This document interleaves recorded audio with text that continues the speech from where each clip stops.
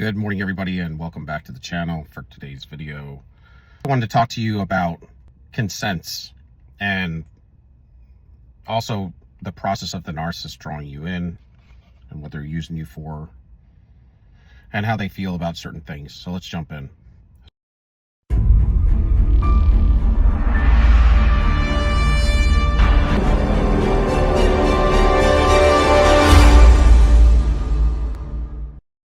The best way to put this is, before you make a decision on anything, I think it's good for you to think about, is this good or is this righteous, what I'm consenting to?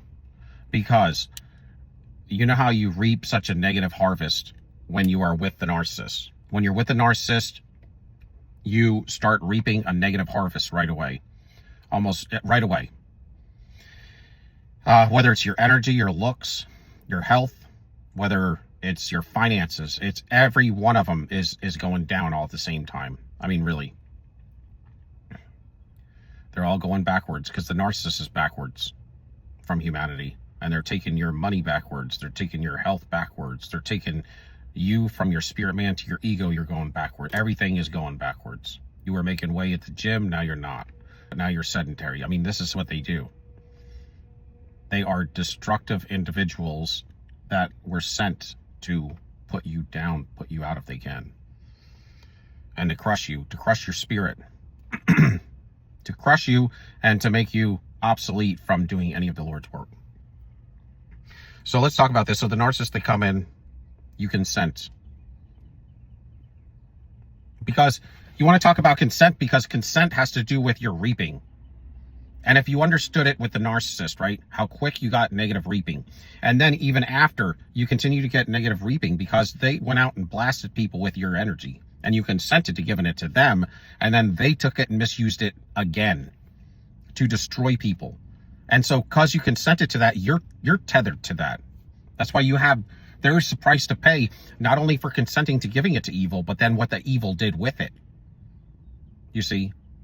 And this is why, this is one, maybe not the number one reason why, but this is one of the number one reasons why you do not want to be with a narcissist. And people even tell you, if a narcissist is actually looking like they're successful, a lot of times it's because there's somebody, another lover that you don't know about, that's in the background, or a father or somebody that is propping them up. And it's usually financially. But somebody is losing because the narcissist can't win. And I was with one like this where her father propped her up, still does. So you're talking about for them to only for them to look successful or look like they're moving forward, a lot of times on the covert side more than the overt. Overt's a different situation, but most of us are dealing with covert narcissists because we wouldn't even go for an overt typically. Some of us would in certain situations, but typically we go for the covert. We're talking about the types that seduced you, that they weren't upfront and you know, you kind of know what you're getting when you're dealing with the overt. Although they have their own gamut of traps, nonetheless. But when it gets into the love bomb, they are so seductive because they know what they're going to do with you and they know what they're going to do with your fuel. And even if you are unawoke to this or misunderstood in how you're understanding the situation that you're going into, there is an opportunity to do this a righteous way. Meaning, so if you were walking the right path, I mean, like if you were walking the path of the biblical narrative, for the most part, the best you can, it should steer you away from this.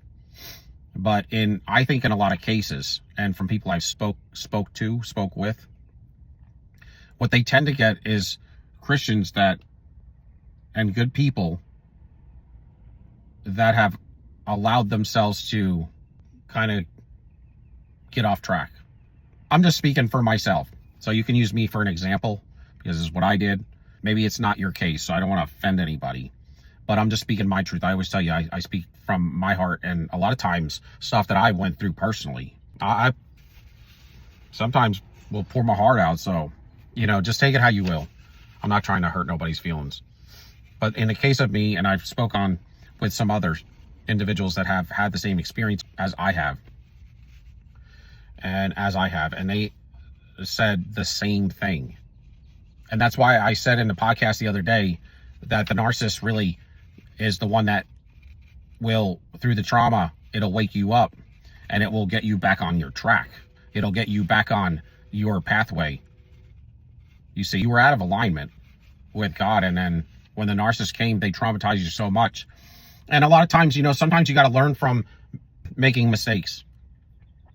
Nevertheless, if it gets you back on your pathway to healing and wholeness, to reaping a good harvest and getting you closer to God, all these things, these are goodness, you see.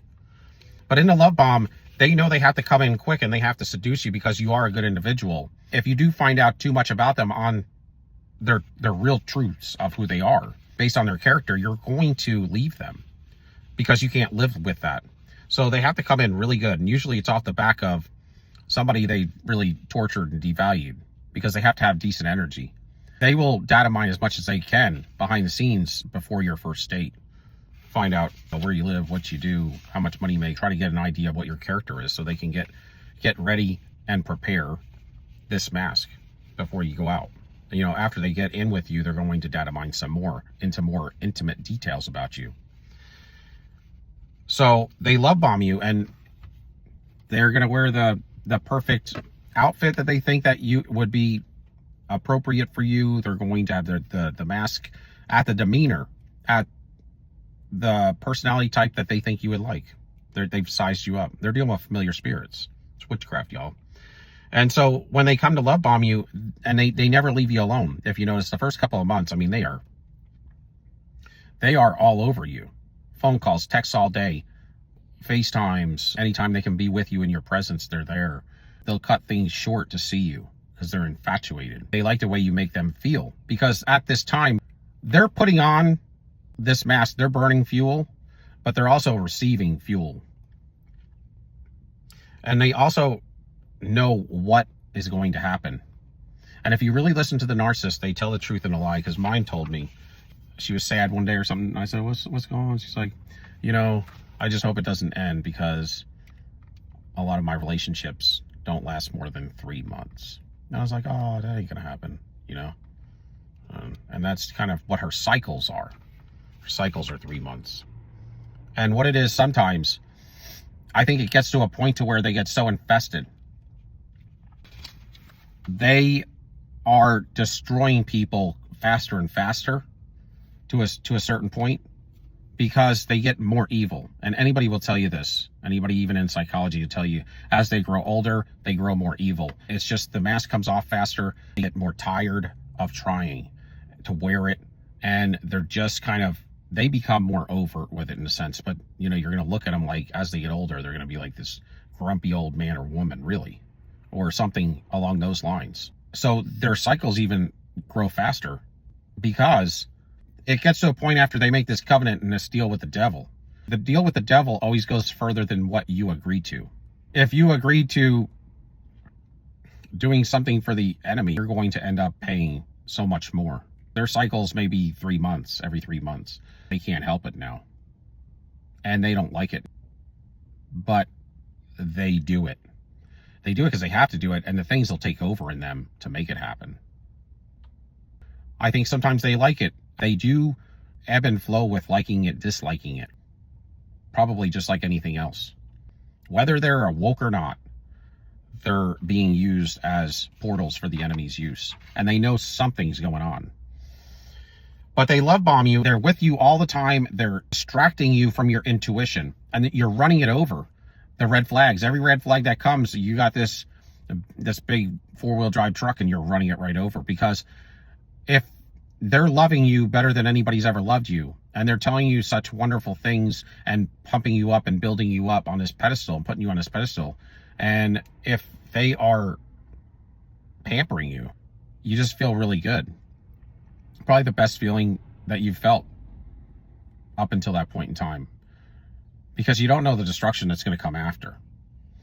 If it seems too good to be true, it is too good to be true. You know, all of the lies from the enemy, they're always gonna seem too good to be true, because they are. The first thing they do is they love bomb the heck out of you, and it runs your intuition over. So that's the thing. You probably had your intuition somewhat honed, because I did. Like with certain situations, my intuition was great, and even before the narcissist. But what I have to say is, when I would get with the narcissist, it would be diminished greatly.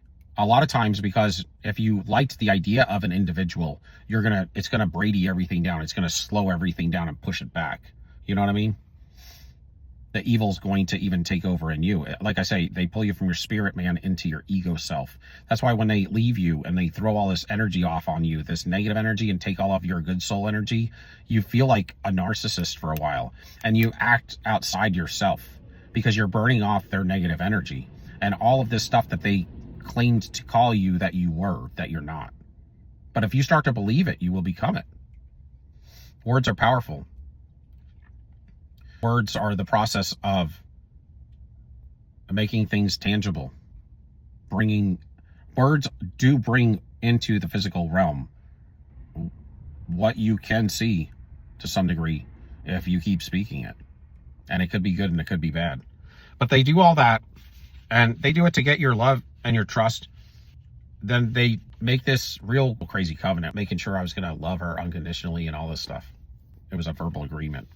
It overrides your defenses, is what it's doing. It overrides your defenses. And this is what the narcissist does. And they're in a hurry to get your trust and your love. And then they can begin to hijack you completely and ultimately in your emotional field first. And then your mind and your will go next. And that is your soul. It's not your spirit man, but your spirit man is almost like somewhat, I would say your spirit man becomes almost disconnected a little bit, because you can't really, when you're with the narcissist, you can't really do anything good or godly. I mean, really, it's extremely hard. And if you think you're doing it something good and godly, it's probably not. It's probably more in a fleshly, it would be more of the emotions, right? Like a form of godliness, but denying the power thereof, right? That would be like when the narcissist is with you, at least. Because if you really wanted to be with the presence of God, then you would know to leave. That's my opinion of it. And at the time, you would rather be with the narcissist, not than literally be with God, or to give up your anything, but that your relationship with God is kind of put on hold to some degree. And it may have been anyway in some points of view when you met the narcissist. So that's what weakens you, especially if you're dealing with this generational curse. So this is the thing, when they break up with you and then you chase them, it makes it extremely worse, because when you continue to go back to them, and first you chase them, and when you chase them, anybody getting chased knows that they can get you back any day if they wanted. Or if you're calling them or answering their calls or even talking to them, they know that they got you whenever they want. They have done this 100 times, so they know what it looks like. And I could tell you, because I mean, I've done enough on my own dealing with them and also research, but they're going to know that. So they know that you're just at home waiting on them. I mean, they could take months and months to come back to you at a certain point. Now, a certain stage in this type of relationship fallout, that's where you were. And so they don't feel the need to come back if you're like that as well. So they'll just go out and just throw down. And that's why when they have you as a primary source supply, as say a spouse, that's why they feel the most comfortable to go out and get more supply, or to have a bunch of random promiscuous sex or whatever, with different individuals online, maybe one-nighters or something. Because the thing is they have you at home and they know that you're there. And when somebody knows that they have you and you'll do anything for them, then you're their primary source supply, whether you're in their presence or not. You can be. Because they can project things onto you through emails, through the phone, and you don't even have to be together.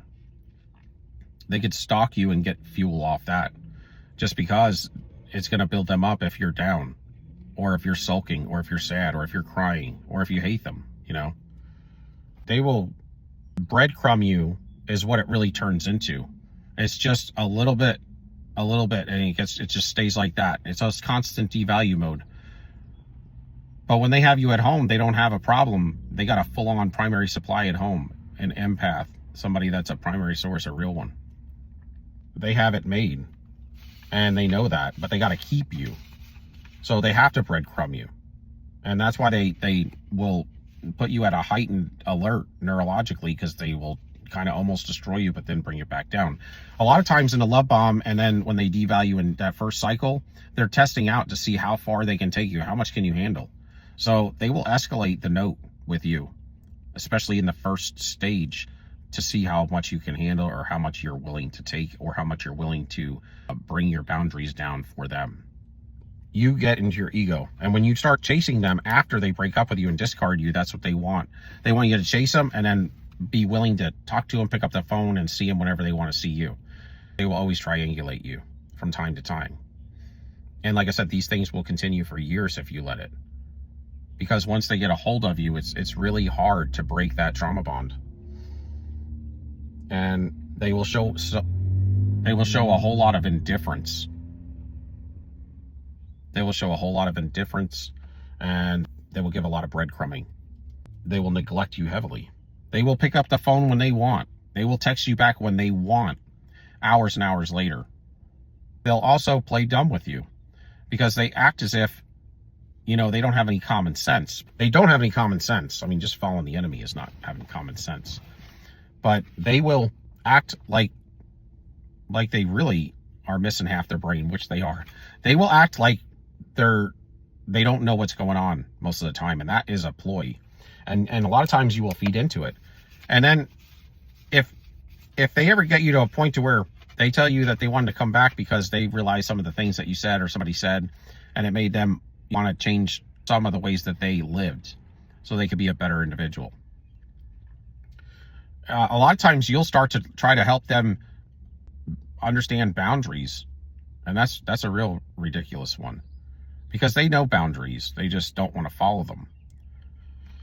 And a lot of times, if you've been with a narcissist and you say you woke up to narcissism and you try to go back to him, not only is you're reaping horrible, even worse, but also a lot of times they tell you try to build, if you're going to be with one, to build boundaries, you got to keep those boundaries reinforced. Well, let me tell you from experience, when you do that, they will test those boundaries every day. And you can't last doing that. In psychology, they kind of talk like you can, but you can't. I've done it. It's every day. And for you to firm up and support those boundaries when they try to push them in, it's going to turn into an argument.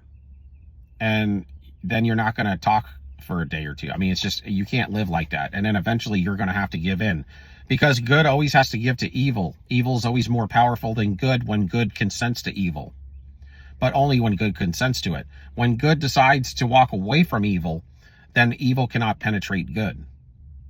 If good is operating correctly, it's impenetrable. I mean, it's impenetrable if you're following it correctly to the T. Then if it comes at you, it's coming at you because God's testing you in a different way. But outside of that, so they get your trust and your love, and then they control you, and then you're ruminating on them every day, all day. And that's what you would do with a God, really.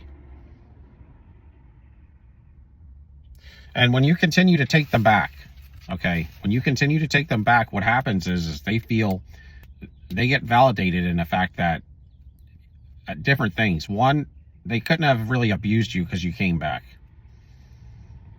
So this is how they rationalize this stuff away.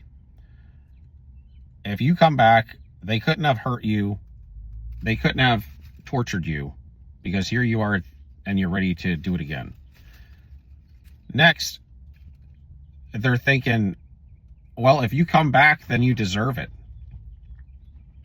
And that's how they truly think. You deserve what you get coming to you. And they really do think that they're teaching you a lesson sometimes. Or maybe not teaching you a lesson, but it's kind of like, if you're going to be that stupid That's what they think. If you're going to be that stupid and let them in like you did, barely knowing them and them playing you like that, then you deserve what you get. Because they don't feel love, y'all. They go from infatuation to can't generate it. Your traits like they think they can. They think that you're faking just like they are, and they think everybody else is doing the same thing they're doing. And so that's why they're infatuated, and they think you're faking, and they want to find out how you generate those traits, those ways that you live. And then they find out that it's true. Because most of the time they do find out from other people that they are faking, and they do learn the manipulation. But that person also isn't that much value to them after that, because they realize that they were fake too. But when they get a real one, like a real true empath, somebody that treated them right, treated them the best they could and put them first and put them forward, and the energy that they get you to pour out for them, it's always more than probably anything you'll ever pour out anywhere. I mean, really. And it's the spell, y'all. But you can't tell me that you didn't know this was somewhat spiritual in hindsight, because a lot of stuff that happens when you're with the narcissist is just really synced up. Like to where it's really, there's a lot of weird moments. And it becomes spiritual to some degree at some point. At least it does, if you're sensitive to spirit. I am. And so I started to catch on to all of these idiosyncrasies and things, and it got really weird.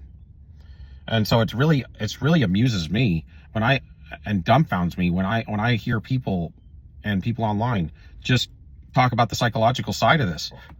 Just talk about the psychological side of this, because it's so not.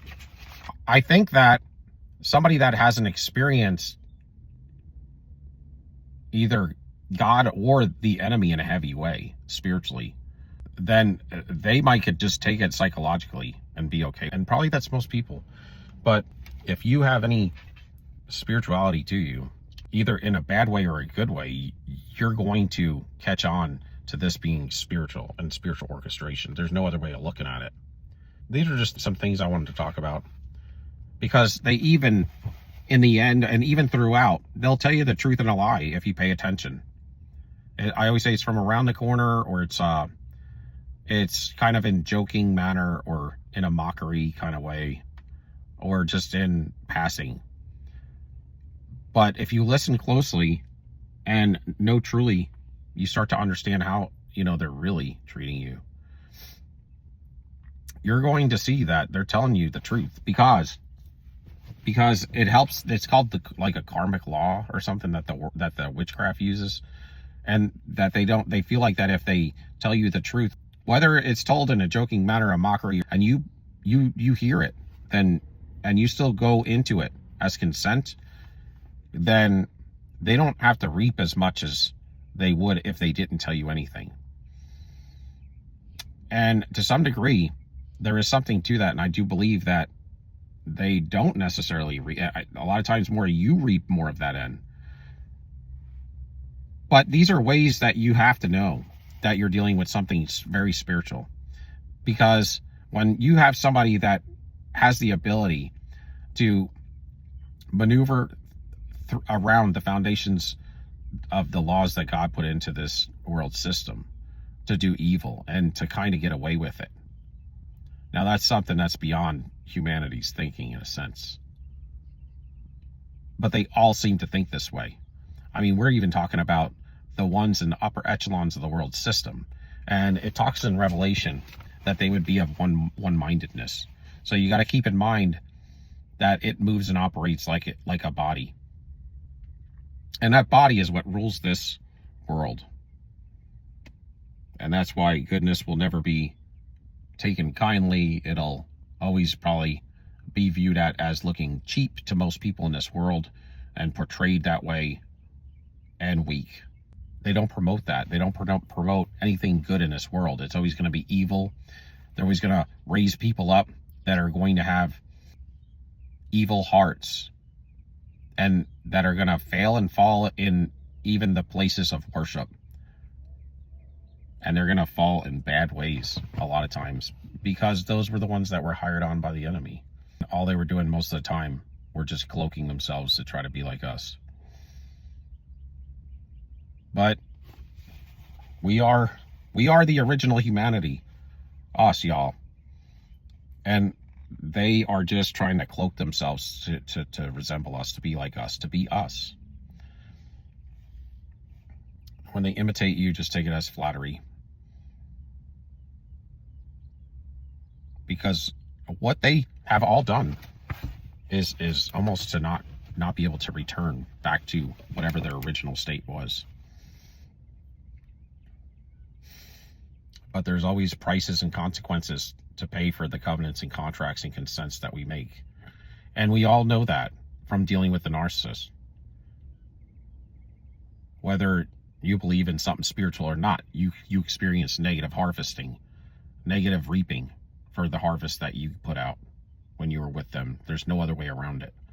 And a lot of times when they are successful, it's because there's somebody propping them in the background, and it's financial. Because outside of that, it's almost like the curses that come along with them, because they're doing evil all day long, y'all. That's why they have to manipulate and fake it. And all they are is temporary. The narcissist is always temporary. They're never permanent with anybody. They're like a rental car. When you have a rental car, you bring it back. After so many days, you bring it back and you turn it in.